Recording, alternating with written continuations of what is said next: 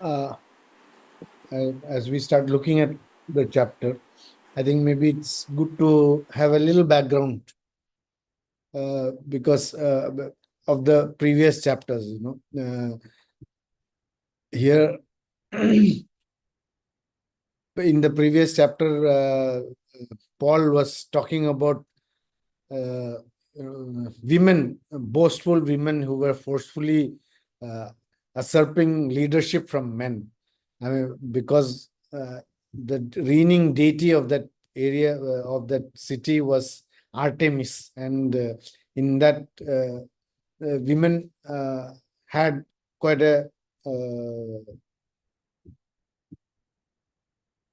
there are many women who used to, even after they have sort of converted, and still the cult would still follow them in the way that they were boastful, they were assertive, they were talking loudly in the churches and all of that.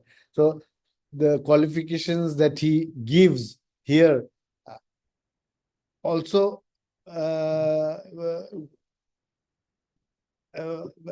what do you call Paul was trying to deal with that also while he was Yeah. describing about the overseers and the deacons, their qualifications. So now, based on verse 1, how should the church view those who aspire to the office of the overseer? Yeah. 1 second. Yeah. Let's look at the verse. Yeah. Well, yeah. Manoj, can you repeat the question? Based on verse 1, how should the church view those who aspire to the office of the overseer? Yeah. Did you explain the word overseer? Not yet. No, I mean, Yeah. that comes next. Okay, that comes next. Okay. Right. Right. Anyone?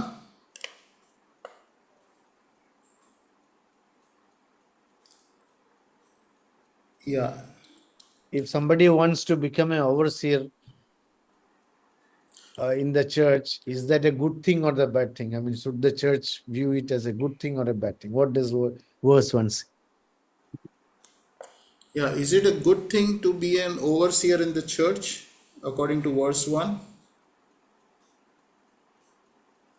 We'll have to skip the one line answers. I think. There's got a lot of lots to cover.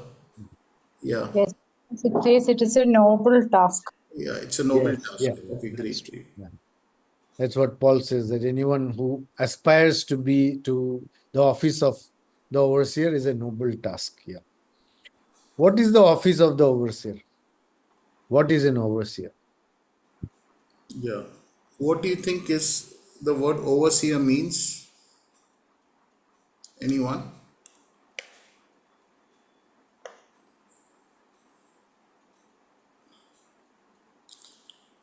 Yeah. Anyone? Who is in charge? The whole thing. Okay. Who's in charge here? Right. Anyone else? What does the word overseer mean?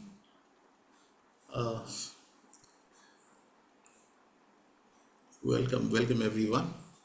Yeah. Right, Manoj, go ahead.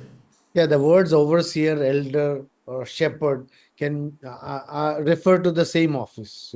It's a position of leadership, and uh, it is oversight over the local church body.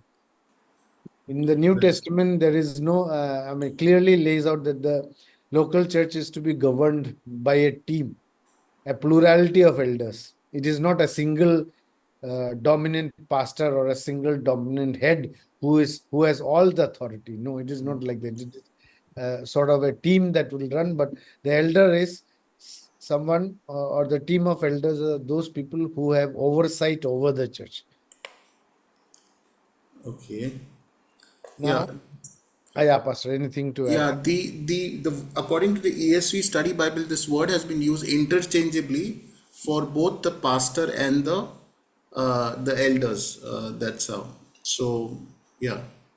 So there was an office of the pastor in the early church also. But yeah, I mean, you could say that there were also elders present who could oversee. Yeah, go ahead. Now, in verse 2, Paul lists out a number of qualifications that are necessary for a person to be an elder. Can we, can anyone list them out? Yeah. Can anyone, we can all take There in the different, verse. yeah. What are the qualities for an overseer, whether it's a pastor or elder? What are the qualities needed? Anyone? Yeah. Let's quickly He, say there he is no should not negative be marking drunkard. here. Yeah. He should not be drunkard means good qualities he should have. Good qualities. Okay. Anything else? Not quarrelsome for money. He should not love importance for money. Okay. Anything else? Anyone else? He should manage his Yeah. own family well. Okay. Okay. Yeah. Thank you. Anyone else wants to answer? What are the other qualities? Anybody else? Let's everyone answer. Right till verse 7, there Yeah, are right till verse 7. lists down all the qualities. Yeah. Okay. He should have good relation with all of society people, his neighbors, outside. Society people. Okay. Yeah, that comes a little later, I think. But yeah, go ahead. Okay. Manoj, you can read out Yeah, then. I think the main this is again not an exhaustive list of the qualities of, but some of the qualities that Paul has written down. That is above reproach. Then the husband of one wife, or faithful. In NIV it is written faithful. Then temperate, prudent. He should be respectable. He should be hospitable.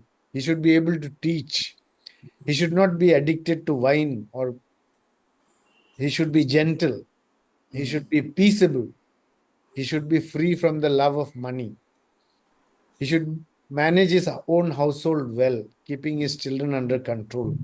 He should not be a new convert. And he should have a very good reputation with those even outside the church also.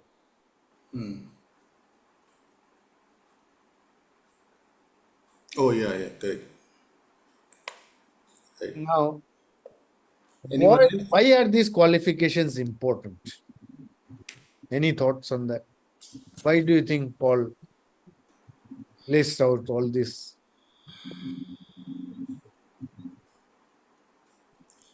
Yeah, anyone? Why are these qualifications important? so that he can set good example to other believers, others. Yes. Anything else? And also, mm, he can freely uh, freely share gospel with others because the others are respect him, his nature and all these things. Then good example for, as Sanu said.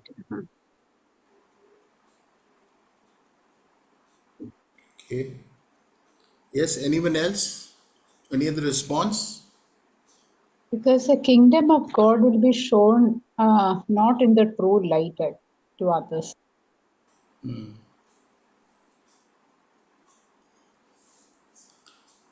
Okay. Yeah, more or And less. I mean, all of those are there, of course. Yes. he should not fall disgrace. If he get disgraced, nobody care of his talk and whatever. That's why he should get respect. Now, Paul sets quite high standards for the elders, no, and it is very important that Him. no unqualified person or people who do not meet these should we should ensure that those are not selected as elders. You know, when the church has an unfit or selfish elders, the entire body suffers. Suffer. Yeah, not only will they not be properly fed or shepherded, but Mm, uh, the sinful model of the leaders will influence the entire body. yes. Uh, and possessing all these characters will keep the overseer from the snare of the devil, the desires of the world, and Mm, condemnation of those outside the church, because he represents the church and yes. most importantly, Jesus Christ. Okay. Now, let us take some of the topics, some of the thing. What does it mean by above reproach? Okay. Pardon?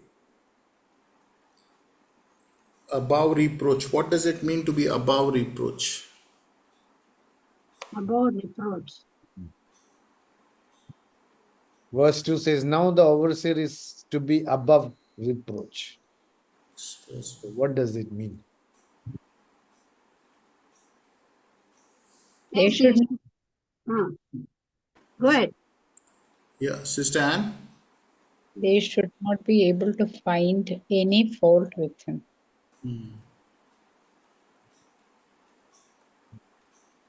Yeah, more or less, yes. That is what basically what there should be nothing in his life that others can take hold of and attack the church.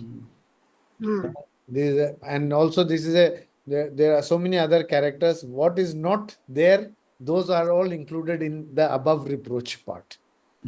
Of course, this does not mean that the elder has to be perfect. Nobody can achieve perfection. But it does mean that the elder should have a very good reputation, yes. Now, faithful to his wife. wife or husband of one wife. Mm, and temperate. Does it mean that only married people can be an overseer? No. Anyone? Does it mean only married people can be overseer? Elder, pastor? Anyone? Mm, Good evening, Sanjeev ji. Welcome, MJ, Mrs. Marcus, Rachel. Yeah, welcome. Yeah. Anyone I wants to don't think answer? so. Yeah. So these are guidelines. Please remember, these are suggestions. These are ideals. It may not be always that way in real life. Hello, Yeah. G. Could you excuse Yeah. me? Could you please, hello, G. Could you please tell me where what is the Bible reference? Is this Corinthians? This is 1 First Timothy Timothy. chapter 3. So say that again, please. 1 Timothy chapter 3. Okay, thanks.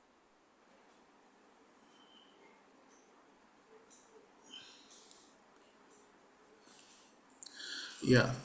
So, yes. So this is more to do with character, yeah, character study than just looking at it as a It is not point to purely point. one point qualification. Yeah, not point to point qualification. It's a character, godly mm, character. So you can be not married but yet be faithful. So it's very important to. See, in fact, what it means is one woman, one man. That's it. I mean, it should not be. yeah.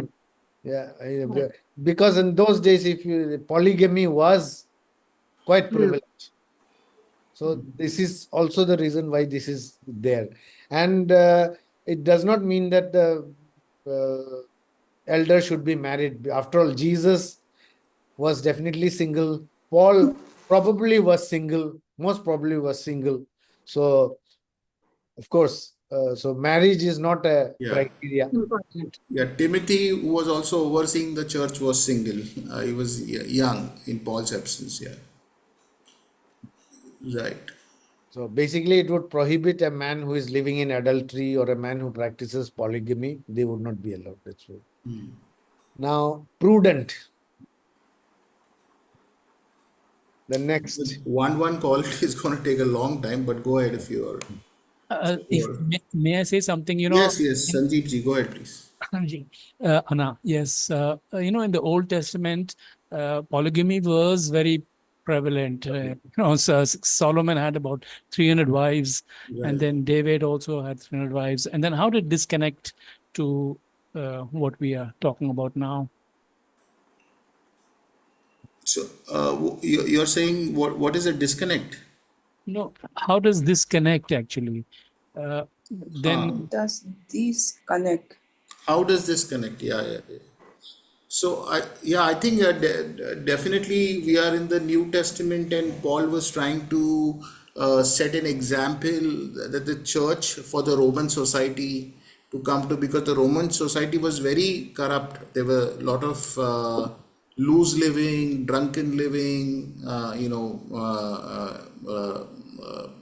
people were gambling, drinking, and all that. So he's setting the example. So definitely here it is about the marriage. The model of marriage in the Roman society was one man, one woman. So he's sticking to that. There was no. He basically is talking about being faithful. And so the whole context, if we study 1 Timothy from chapter 1, it's about setting the church, creating a church that is a model for the society to come to be attracted to. So it gives weight for evangelism. That's what he's talking about. So this is a different age and era where it is not multiple wives here. Yeah. Okay. Yeah. Anyone? Yeah. Go ahead, Manoj. Yeah, there are other, there is prudence. He should be prudent, hospitable, able to teach. Now, when they are saying able to teach, okay, now able to teach, freedom from love of money. Now, it also goes ahead saying manage one's household well. So, how do you think that is important? Yeah. How do you think managing your family well is Family is important? important for an elder. Wow, Your what do you children think? obeying you, the elder, then you are an elder. No, that kind of thing. Why do you think that is important for a leader to manage his family well?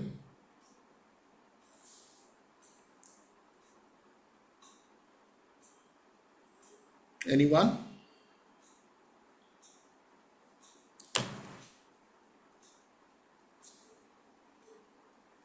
It is the toughest battle, I think. Pardon? That might be the toughest battle, I think. That must be the toughest battle. Yeah, Sorry. actually true. Yeah, actually true. Correct, correct. Any other comments for anyone? Can somebody have conflicts in the family and still be managing the church? Is that possible? Or being a leader or elder? Is that possible? No. Okay, then all of Yes, us are disqualified then. yes, Is it it? is possible. Huh? Pardon? Yes, it is possible. It is possible. Yeah. All right. Yeah. So, can we name some families that were perfect in the Bible? If you are saying it's possible, any perfect marriage from Adam and Eve onwards you want to recollect? So, where husband and wife are great, doing great, children are great, very obedient, everything is great. In the New Testament, yeah. Aquila and Priscilla Yeah, also. Aquila and Priscilla were into, yeah, they were missionaries, definitely. That's there. We can say that. Yeah. So what I think we already made this, that these are high ideals Ideal. presented. These are not point to point qualification. Yeah. So if you go to see that, at least in the Old Testament, concentrates a lot about family life and all that. So we see there's so much of conflict, but God works through that. God works through that brokenness, dysfunctional family, conflict between brothers, sisters, husband and wife. Isaac favors one son, his wife favors the other son. They are not talking to each other. So those things are there. It's bad, but it's there. But God continues to work. So these are high because it's great. If we find such things, it's great. It's very good. But we must be willing to bear and with that and move forward. There are plenty of examples also in history that we find that people struggled with family issues, but they continue to serve the Lord also. So I think Manoj, you're making that point, no, about whether rules or Yeah, legal. yeah, yeah. Yes, yes, yes. When are you saying that? Yeah. This is last in the end. Okay, okay, go ahead. No, also, continuing pastor's thing, see, basically in Luke 16, verse 10, it says, no, if you are faithful in little things, you'll be faithful in large ones. Of course, managing a household is not a very little thing, but still it is smaller than managing a whole church. So if a man is faithful in managing his household well, he will be better qualified to manage a church well. He will also be able to uh, be a good shepherd for the church. Also, you can know about a person in the way that he uh, treats his family members. Does he treat his wife with love and respect? Is he Mm. patient with his children? All of that will reflect, that is his behavior, that will reflect in the way that he uh, deals with the people in the church also. So also it also means that many ministers we have seen, many preachers, evangelists and all, we've seen they've completely neglected their families for serving the church. But that is also not ideal, in the way that family is also just as important as looking after the church. But of course, like Pastor said, there's no one Actually, has perfect families. Yes. One Yeah. struggles. sorry, Yes, Sanjeev ji, go ahead, please. Hanji. Actually, the family is more important for the Yeah. church. First, it is God, then the family, then other people or the church. Right. Yeah. Yeah, these are definitely good priorities to have. Definitely. Yeah. Yeah. Yeah. Now, the next qualification that Paul lists is that he should not be a new convert. So, why do you think Paul is saying that?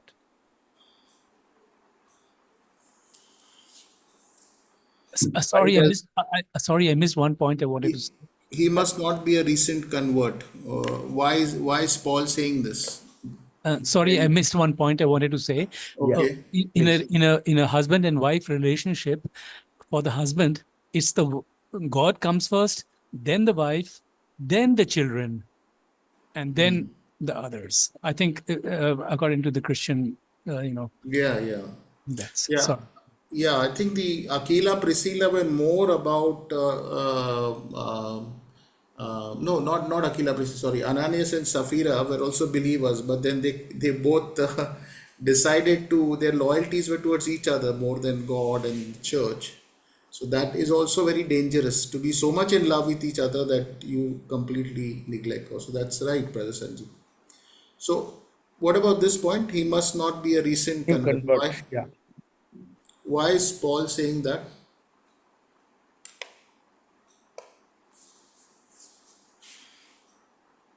He must not be a recent convert.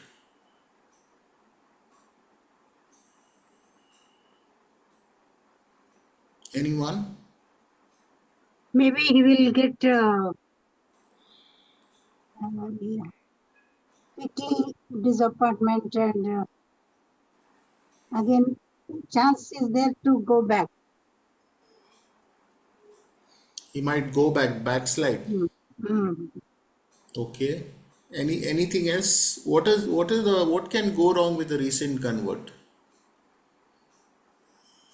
If a recent convert becomes the leader, elder, pastor, what will happen?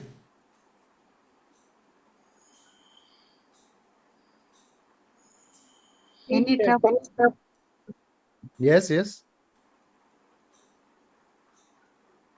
Yes, They'll be conceited, go ahead, Sister Anne. they'll become conceited. You need to be Conceited, proud. become proud. Okay. So, does it mean young people cannot become pastors? Experience makes Oh, give them more okay. mature. So seniors make better pastors. Those who are elder in Yeah. age, not young people. Not young people experience how much experience he has. Ah, yeah, yeah, yeah. Because Timothy was young, right? Yeah. So it's not really about the age, he's talking about the spiritual maturity Purity. that has gone into the person. He might be young, but if he's ahead in years as a believer, then it's good. But if somebody is in 40s or 50s and he's just become a new believer, just because his age is great doesn't mean he's mature. We often think that people just because they are 50, 60, 70 are more mature. It's not true. We should not glorify human experience. It's your relationship with the Lord that actually makes you mature. Yes. Yeah, if a new believer comes in and suddenly he's made a elder, one thing is that he will not know many things, and also he might become a little proud. I mean, thinking that I'm better than the others. He could be like Paul says, Satan could target him, and he may not be ready to face the temptations that Satan will throw at him. So a Right. believer should be given adequate time to grow and mature before being appointed to the office. But of course, maybe in a church where it's a relatively new church, and where there are no very old, what do you call, not very mature Christians, maybe there might be instances where new converts also could lead the church. I think in terms of that way, many of the churches in the first century were also, I think, led by maybe not so mature Christians. Yeah. But that is when there is no mature Christians available there. Now, we have read through the criterias. Which of the elder criteria which of the criterias do you exhibit or do we exhibit in our lives? And which criteria is the most difficult or Yeah. is something that we lack? So I Maybe think the involved. question mostly is about if we reflect upon our own lives, where Right. do we think we are falling short in development of Christian character, right? That's what you're, Yeah, yeah, yeah. yeah. So it's just for your reflection. Let us look at all these qualities because this, These qualities are not just for the leaders. This I think these Every are Christian. for every Christian. yeah, This should be there. Most, if not all, most of the uh, yeah, qualities should be there. How much do we reflect in our life? How much do we have? It is something that we have to think about and maybe work on it. Now, what is a deacon?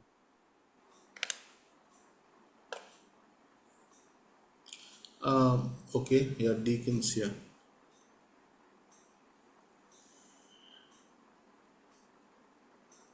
What is a deacon? Verse 8 onwards, Paul describes the qualities that a deacon should have. Now, what is a deacon? And what is the difference between an elder and a deacon? Interesting. Anyone?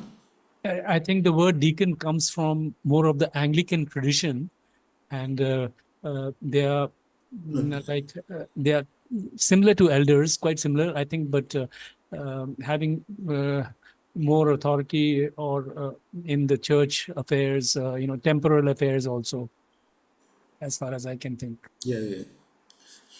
So the word deacon comes from the Bible, and the Bible. Anglican tradition also comes out of the Bible. So, yeah. Yes, So, yeah, I mean, I was just lightly saying, Catholic. yeah. Yeah. Yeah. Anybody else, what does deacon mean? What Head is of it? the church, I think Huh? so. Head of the church. Not Any, then. What are the elders then? Uh, Brother, Only are the helper or keeper of the church? Sister Yes. Ipshita, what did you say? Helper or keeper of the church? Helper or keeper of the church. Okay, okay. Good. Anyone else? Assistant pastors. Yeah. Welcome, Brother Deepak, Dave. Welcome, welcome. Yeah. Please feel free to answer when you can. Thank you. Yeah. All right, Manoj, please share. Yeah. Basically, deacons. I mean, in the history of the church, you have seen many. We read about many titles. Pope, patriarchs, major archbishops, cardinals, metropolitans, and all. But the Bible has only two terms. That is, one is the elder, and the other one is the deacons. The elders are responsible for the spiritual oversight of the flock, and the deacons are responsible for helping serve the physical needs of the folk. I mean, they are like, I think Ichita said, they are Yeah. helpers, basically. Yeah, the word servant is associated, no, with Yeah. deacon. So they basically have to do with duties, getting the work done. So they Done. follow the direction of the elders or the pastor, and you could talk about physical arrangement and things like that. So that's where the deacons. Remember the early church when, there was complaints about the food distribution to the widows. Then the apostles came together, blessed some people who helped around with the other things apart from teaching. So, I mean, that also would be an example of a deacon. There would be many things that could fall under the purview of deacons, like facilities, finances, looking after the finances, arranging what do you call activities, events, things like that. Right. Of So, course, this does not mean to say that a deacon is of less importance than an elder. Both have different, and both are aspects of service, and both are important to the role of the church. Yes. yeah. So any other question about deacon, Manoj? Yeah. What are the characteristic requirements of the deacon in the church? Okay. What are deacons? What are the characteristics, qualities of a deacon? Yeah. Anyone? Just please go ahead and answer.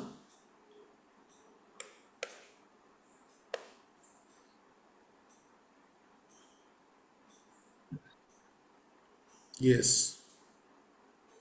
he should not drunkard. He should not dishonest. Worthy of He respect. should be honest, and truthful man, faithful, and conscience should be there. Should be. Okay. Anyone else? It's in the passage like husband of one wife No, we're and looking at deacons, not deacons Deacon. from verse 8 to 10. Yeah, I mean, actually, all of these do Are the apply to one another. Yeah, they're all It is quite similar in the quite term. similar. Yeah. One thing that would be missing is that teaching the Teaching, yeah, teaching is not here not there. attributed to deacons. Yeah. Yeah. And Because, another thing, yeah, please. Sorry. Yes. yes, Sandeep. From the tradition that I grew up in, in an Anglican tradition. I mean, I go to all churches now, and I'm nearly 70. We had a British pastor, or I should say, he called himself archdeacon. I remember his name, and this connects to some of the, I think, what we are discussing about, and his responsibilities. I think the deacons, as we have already discussed. So go on, carry on, please. Yeah. One thing that has come out is it should not be double-tongued. Yeah. Anybody care to You're talking about the deacons here? deacon? Yeah, I'm talking about the deacon. Yeah. Where is it? Which verse you're talking? Where? Which word? Is it from the women side? Verse 11? 8. Verse 8. Double tongue. Yeah. I think it goes to the women here. No, not the women.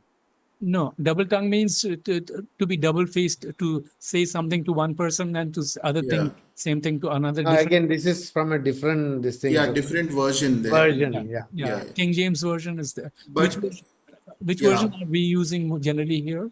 NIV we are using. NIV, mostly NIV here, but because of this word came up, that's why I put it. Yeah, yeah. But Basically, yeah.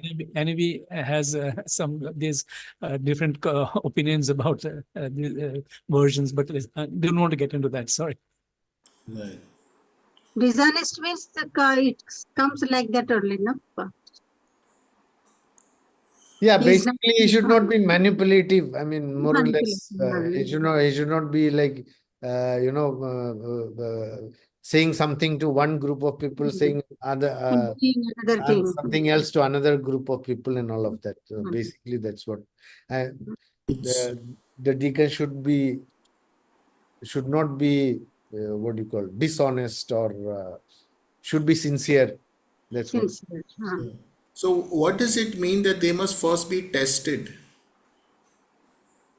Now they must hold.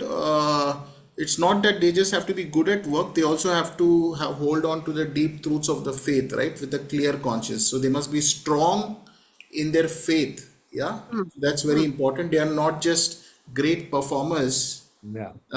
Because sometimes we can look at talent and skills and get very impressed, but it's very important that they have to be rooted in the word of God. Yes, have good faith.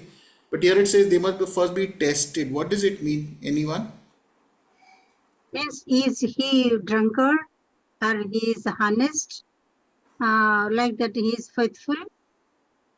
He is really he is truth, means truly he is in the word, like that.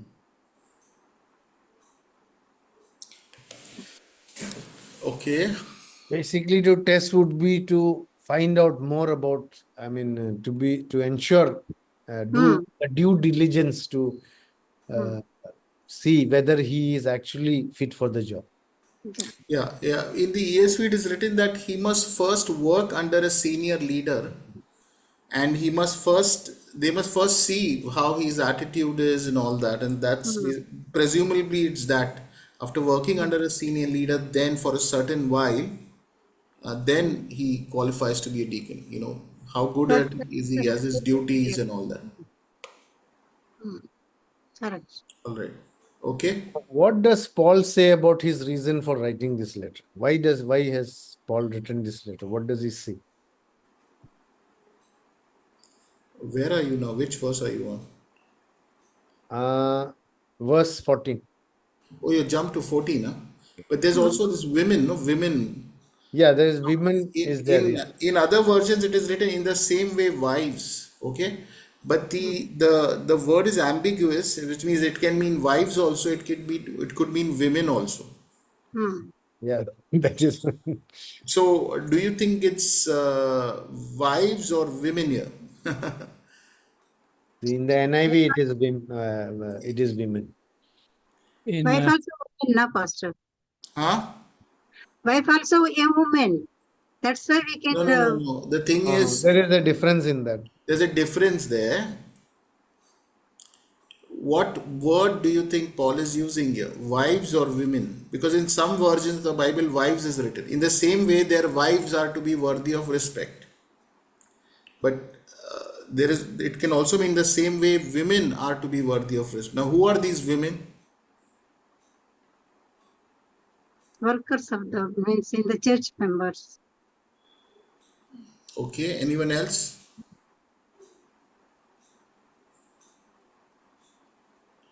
Yeah. Auntie Alice, MJ, Dave, Deepak, Mrs. Marcus, Rachel. Yeah. Anyone? Brother Sanjeev. Yeah. Elder woman of the church. Who are these women? Elder woman of the church. Elder. Okay, okay, okay. Paul was not in a mood to give eldership to women in Ephesus, at least, because the women were dominated the church just before he's written this letter actually. So I mean there's nothing wrong. We have women as elders in our church. There's nothing wrong in that really. But here the word women, they Brother, are are they the disciples who worked pardon? with Paul? This might be the disciple women who worked with Paul, and then they turned from the church and came into the church, and they had their offices working and Yeah, so continuing. these women were actually women who worked in the church. They also served in the church in some capacity, whether as could yeah, it could have been leaders, could have been deacons. We do not know really, but women were, because we know that Paul also had plenty of women leaders. In Romans 16, you see a whole list of women List leaders. of Phoebe was a deacon, right? Phoebe yeah. was clearly written as a deacon. So these are not, it makes it difficult to say that these are wives of the people who are already working in the church. Because then who will look after the kids or who will look after our affairs? So these are women who were also dedicated or they were serving in the church. Yeah, so who are worthy of respect. So in some capacity, there were women also who were serving as leaders in the church. Yes. Go ahead. Yeah. Yeah. Now, what does Paul say about the reason for writing this letter? Okay. Now these are the same thing. Yeah. Okay. What is the purpose for Paul to write this instruction? No, that's what you're saying. Yeah, yeah. Mm. Why Verse is Paul 14. giving all these instructions?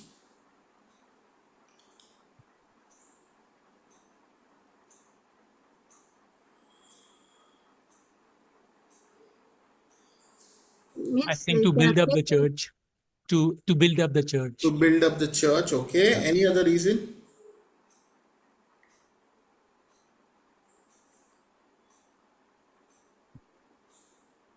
So that when he is not around, the things will not go disoriented, or the rules and something which has been brought up for the foundation, that will not be disrupted.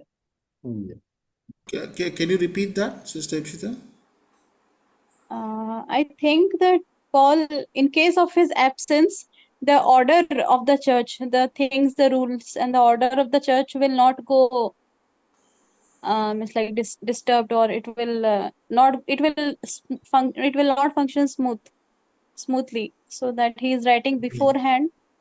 He's writing beforehand so that everything will be in an order and work as it should be, like an ideal church. Okay. Yeah, may I? Because it is God's, Yes. yeah, because it is God's household and there should be order in it. There should be order. No, basically, Paul was worried that he wanted to come there, but Paul is worried that he might be delayed. So delayed to come there. So that's why Paul is writing to Timothy, so that Timothy can, it can help Timothy to organize the church congregation in such a way that it will keep the unity in the body of Christ. See, in verse I'm writing to you these instructions so that if I am delayed, you will know how people ought to conduct themselves in God's household, which is the church of the living God. So and last one, through godliness. should be in the church. Yeah, that is the next question that I'm coming to. What is the mystery of godliness that uh, Paul is saying? Yeah. The mystery from which true godliness springs is great. One question comes to my mind before we go further. Just want to just to suggest that uh, can a deacon, can a woman be ordained a deacon? I know they are in churches in the Western countries, they're ordaining women as deacons and even priests and bishops, whatever. But biblically, I don't know. Maybe they can be. What Yeah. do you have any ideas about this, please? No, yeah, Brother Sanjeev, we really hope you would have joined us at least from last 2, 3 weeks. We have been heavily debating, discussing this topic. Yes, I saw that on the YouTube. You Yes, arrived discussion about late. women, Yeah. the role of women in the church. Yes. Yeah. So we do believe women can be appointed as leaders or pastors in any because God does not discriminate. God does not show favoritism that way. So God has created man and women as equal. So that's what. So we've established that in those discussions. Specifically as deacons, there were deacons, female deacons in Paul's time. I Yeah, mean, churches Phoebe were was there, Phoebe. clearly written as deacon. Yeah, and there were others also. Okay. Right. Now, what is the mystery of godliness? True godliness. The mystery from which true Godliness godliness spring. springs. So, Yeah. what is that mystery from where godly living results? What is that mystery from where this? He's saying that the church should be in order because it bears the truth, which is the gospel, what God has done. It is a witness to the whole world Hmm. of what God has done. So the church has to preserve that through its functioning, through its purity. Yeah, that's why he's giving all these instructions. And then he comes to the conclusion. He says, because true godliness comes from the mystery. What is this mystery? Anyone? Church is the bride, and we need to.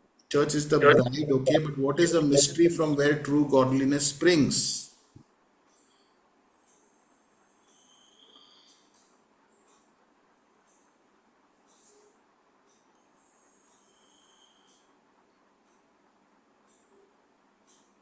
Ah, Yeah, The exact representation of God, the deity. Would- exact representation of God is a true mystery, is the mystery. yeah, like the oracles which were hidden from before and now it has been revealed unto man. Oh, yeah, that's a good reference. Okay. Anyone else? Okay, the mystery here is God's plan of salvation that we see in Christ here. Okay. Can you tell us what are the stages of Christ's life here? Each line represents he appeared in the flesh. what is that? What stage of Christ's life is that?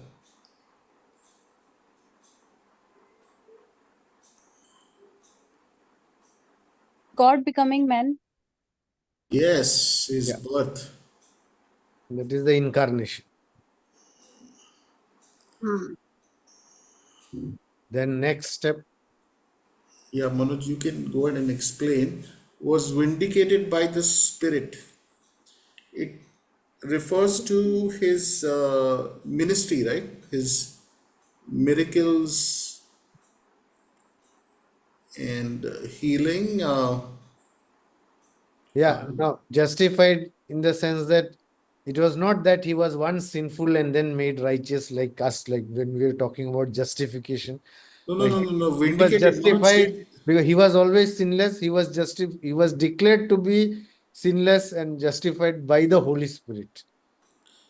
Yeah, the word vindicated would mean that here is he whatever his claim was finally true. Like True, yeah. he was beyond all suspicion now. He was declared as the Son of God. So yeah, it could refer to his resurrection also. It could refer to the acts of the Spirit through him. Was seen by angels. It's a bit hard to decipher this, but these are all the Seen stages by of. angels means, see, even when Jesus resurrected, there were angels there. So Yeah, that is one specific instance where it is shown. I mean, yeah. See, it could, if you go to see in order, it could be appeared in the flesh could mean his birth, vindicated by the Spirit could mean his baptism, baptism, was yeah, seen by angels could be his desert resurrection, or experience where the angels came and tended to him. yeah. Was preached among the nations could be his life, his ministry that Yes. was proclaimed, was believed on in the world is a gospel, was taken up in glory is the ascension. Yeah, ascension. That's all. This So basically this was a hymn that used to be Mm. sung in the first century church. Yes. What was the name of the hymn? I don't know the name of the hymn. I mean, This these this words are yeah, were now this one. it is a summary of the Christian faith. Acha. yeah, Brother Sanjeev Sarkar is an award national, I think national award winning musician. Ah. He can very well create music just like that on this passage now. Yeah, yeah. Okay, Would like now to that we have, interview you sometime, Brother Sanjeev. Definitely, I have it in my mind. We'll work it out something. Yeah, thank Yeah, you. sure. You're welcome. now we have This been vindicated word can also be manifested. The word manifested can be also used there. Right. yeah. Yeah. Yeah. So, okay. Okay. Now see, we have been reading all this, so these are Paul is giving a number of instruction, have setting rules and all that. Now, what are the pros and cons of a church having rules? What are the pros and cons? Of a church having rules, Okay. regulation, Yeah. organization. Yeah. What are the pros and cons if a church has rules and regulations? What is the good thing and bad thing about it? Yeah. Discipline is there. Discipline is there. Okay, that's a good thing. Anything else? Discipline is there, not everybody will come also. Not everybody will. Will stay also if there is discipline. You are not very audible. Can you just Discipline is there, not everybody will come or stay. Not everybody will be able come or to stay? Yeah. come. Okay. Sometimes some people are averse to discipline. Yeah. So you're saying discipline is there, but not everybody can match up to the discipline. Yes, yes, exactly. Okay. Anyone else? If there are rules and regulations in the church, what is the advantage and disadvantage of it? Brother, the advantage can be that everybody will be in unison. Like everything will be, they will be having one mindset and they have to obey. And the cons can be that because things are changing and generation after generation, they can't abide by the same rule being on the same set of mind. So with time, I think the rules will be changed. People would like the rule to be changed. Okay. Okay. Anyone else? Yeah, if there is no rules, there will be chaos. Yes. And I mean, there has to be an order Yeah. for Yes. anything. Otherwise, let's say one person, instead of taking 5 minutes, if person takes 20 minutes on his own, then I mean, there will be no system in that one. Okay, that is one thing. But the disadvantage of having rules is that it misses sometimes the absence of flexibility will be there. if there is something that has to be adopted to that particular age or the moment of the spirit, or if there is anything, like that God wants to do it for that particular hour. Okay, if you have a set pattern, then what will happen is if it is a rigid, then you may miss those things also.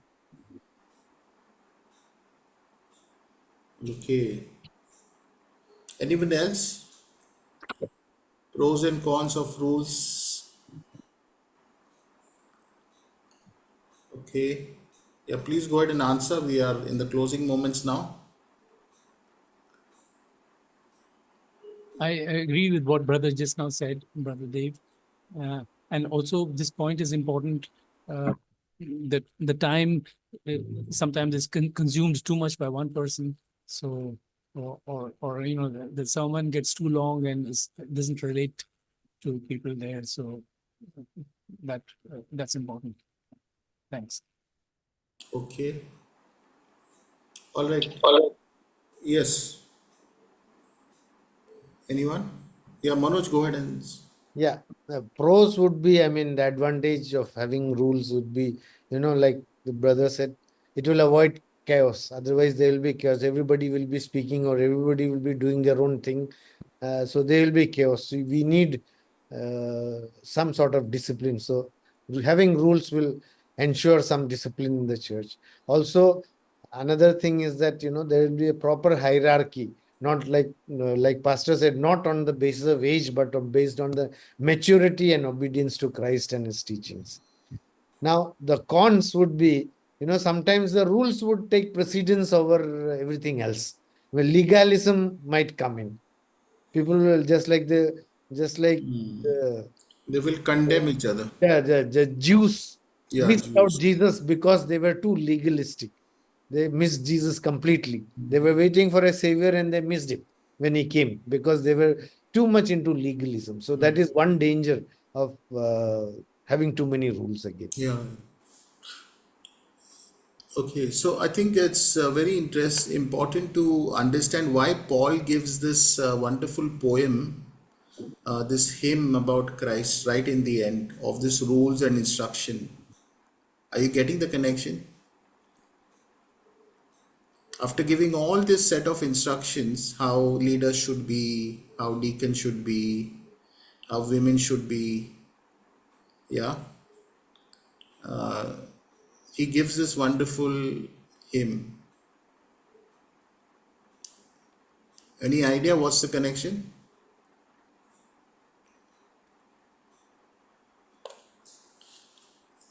Because ultimately our life flows from Christ.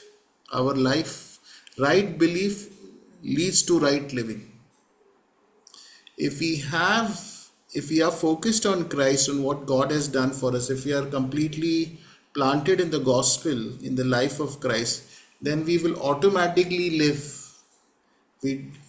So what he's just trying to say, that all the rules and regulations that he's giving are ultimately flowing from this spring. This is the spring.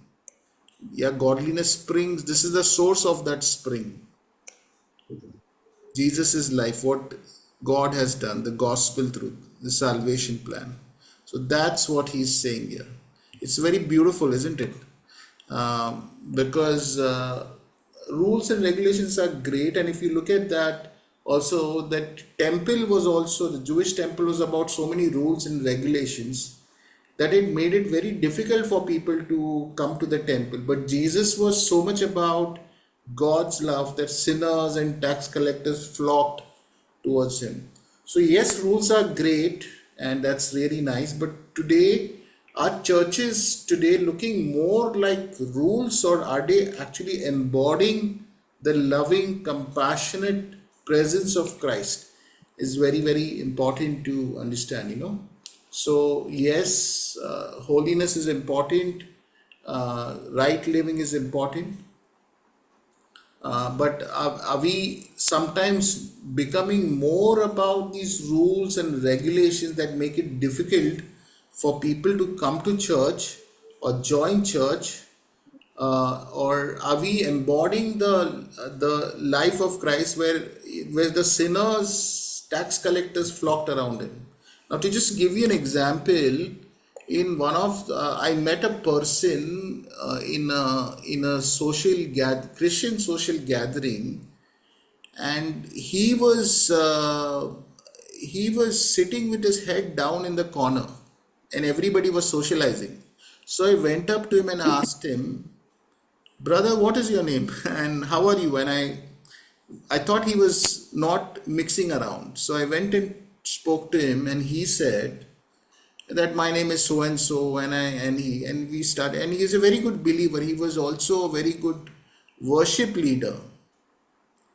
And I asked him, I said, "Wow, you're a great worship leader. So which church are you leading worship?" He said, "No, I don't go to any church."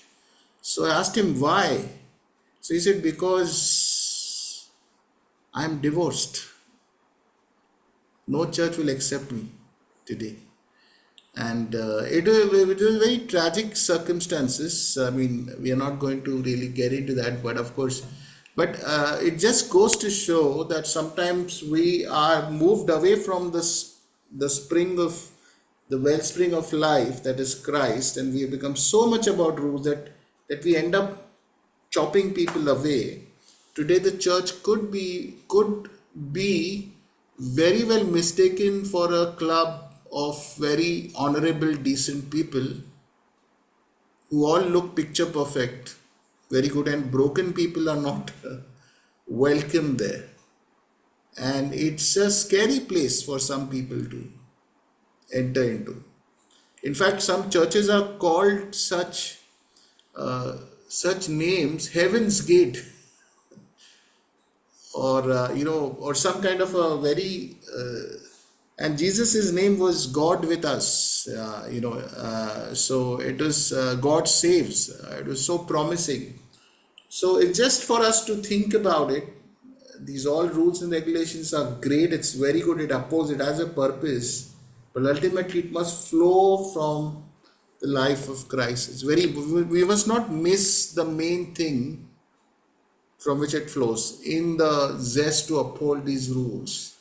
That's, I think, is very important to understand why this poem comes, this beautiful hymn comes right in the end.